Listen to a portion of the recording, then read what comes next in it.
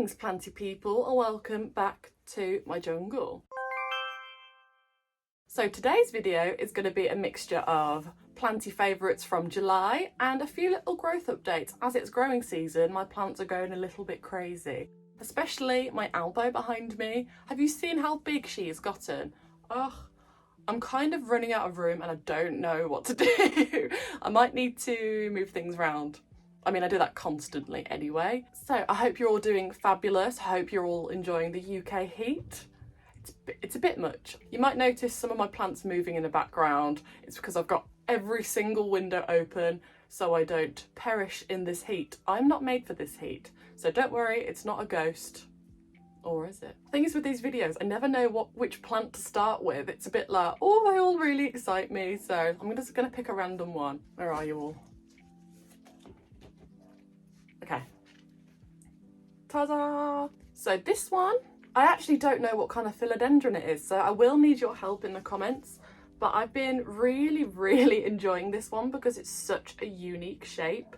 It was sold to me as Mexicanum, but I'm not entirely sure that this is a Mexicanum, if that makes sense. It's also a little bit UPI shaped, if you know what they look like. But the thing is, they're more cut out here, whereas this is more smooth.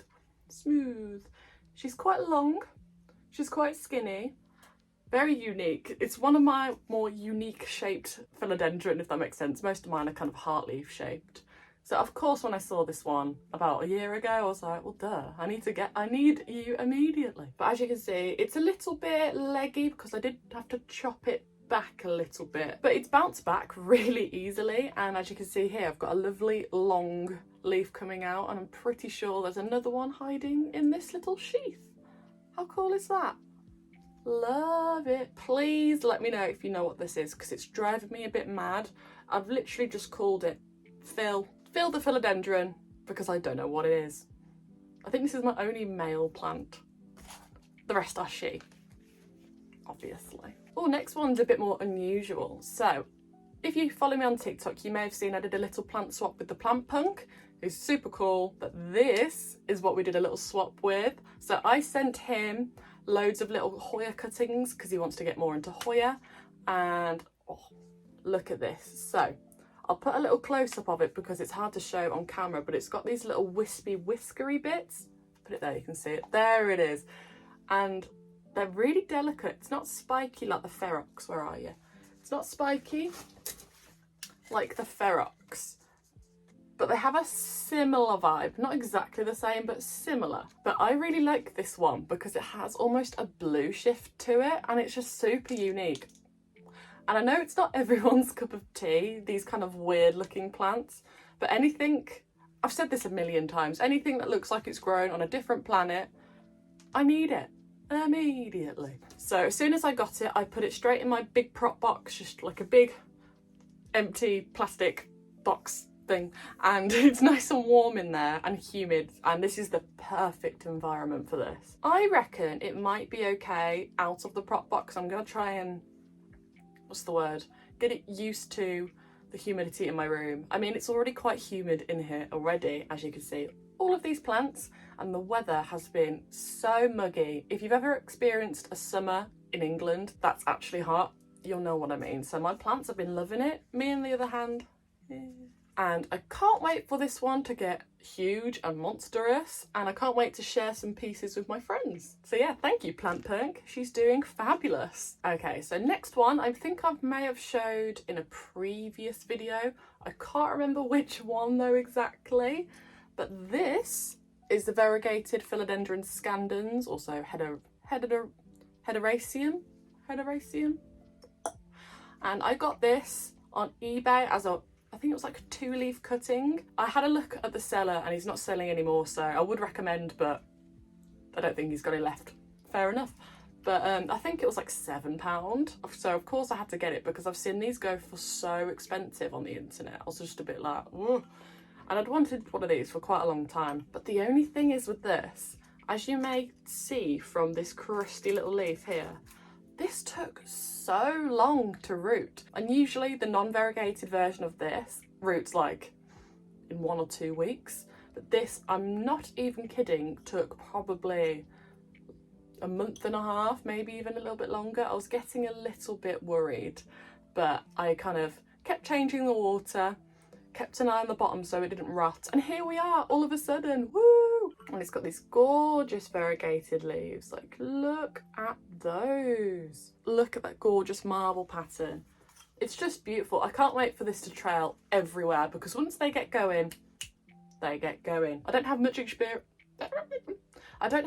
experience with the variegated one, but it seems to be growing quite quickly now that it's rooted, so woohoo! Okay, so next one.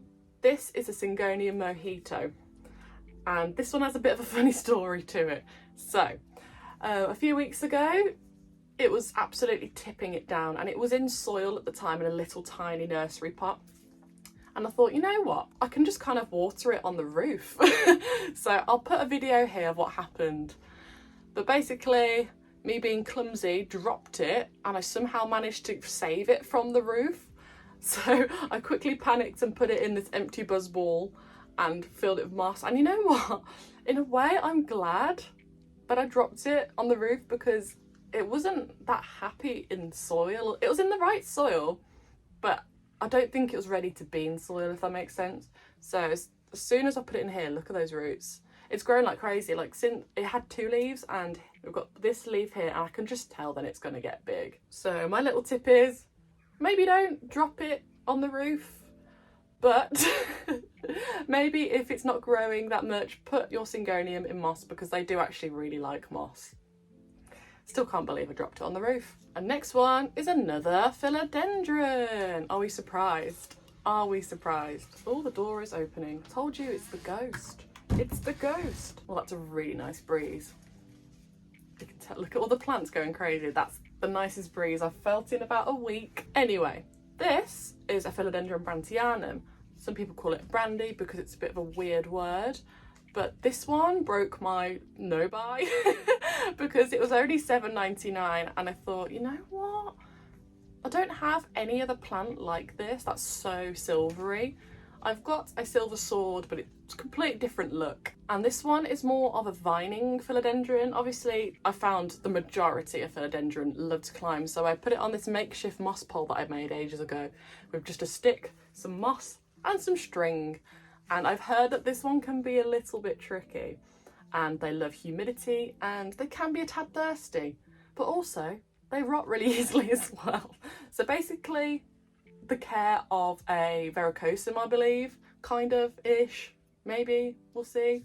But I love this one so much. I just gave a piece of this one to my friend Lottie in a little plant swap because it's just beautiful. Everyone loves it. It looks, I don't know how to describe it, but the pattern, it looks like it hasn't loaded correctly, like in a video game. I don't know, it's really cool. It's super unique. And it lives in a pot that doesn't fit. That's super sun faded, so that's great. Love that. Okay, last but not least, you may have noticed on my social medias that I've become a bit of a Hoya girl. I don't know. No, actually, I do know why. It's because Lottie keeps sending me Hoya cuttings, and I've just become really into Hoya. I had a few, like the classic Crimson Princess, Kerry, and all of a sudden I've got all these little cuttings, and I got this one about 2 or 3 years ago. Didn't really do much. It was a bit of, Hoyas are a bit slow growing anyway, but look at this. Oh my gosh. So this is the Hoya Crinkle 8. I'll take it out the pot so you can see the flower better. Oh, maybe you need a repot. Okay.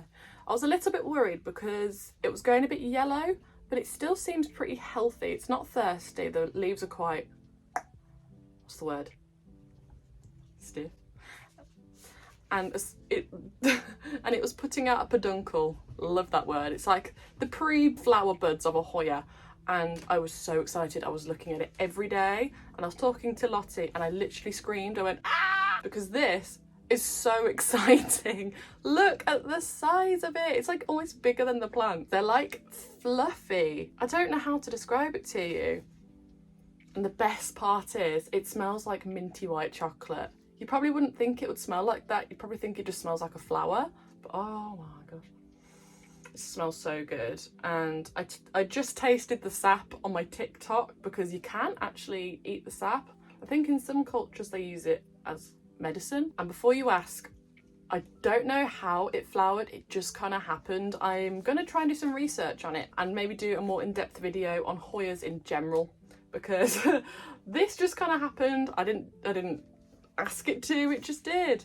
But I've been staring at it all day and I can't stop talking about it. And my Hoya kerrii did a little flower. The sap tasted like brown sugar and wow. But this flower is much bigger, so I thought I'd show you this one. Let me know if you have any experience with getting your Hoyas to bloom, because like I said, I don't know anything. Okay, last but not least, I may have talked about this a long time ago, but as it's warmer, I have got spider mites. Luckily I don't have thrips, touch wood, but this spray is the best spray I've ever used. So this is the Baby Bio houseplant bug killer. So it says it gets rid of aphids, whitefly, scale, leaf hoppers. Never heard of a leaf hopper before. This is the real deal. I've tried all the kind of natural ways, like neem oil, soapy water. I mean, they work a little bit, especially the soapy water I found.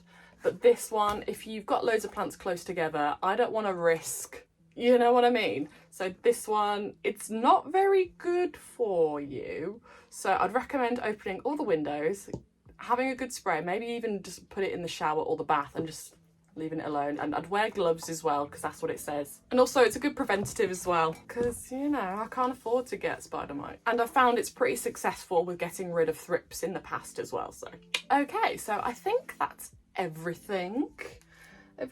Actually, no, let's do a little plant update.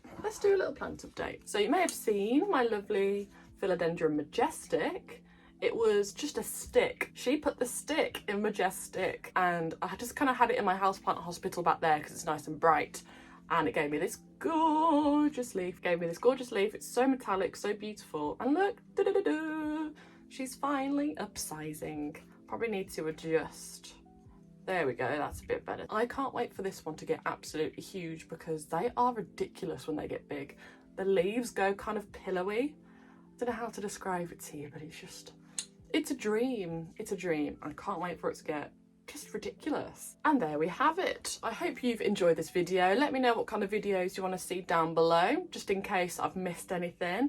And if you've got any questions, fire away. I also have TikTok and Instagram, I'll link below. It's the same username here, Plantzbab. And if you want 10% off Grow Gang, there's also a link down below if you want to treat your plants. I hope you have a lovely day, evening, whatever it is, wherever you are. See you in the next one. Bye-bye.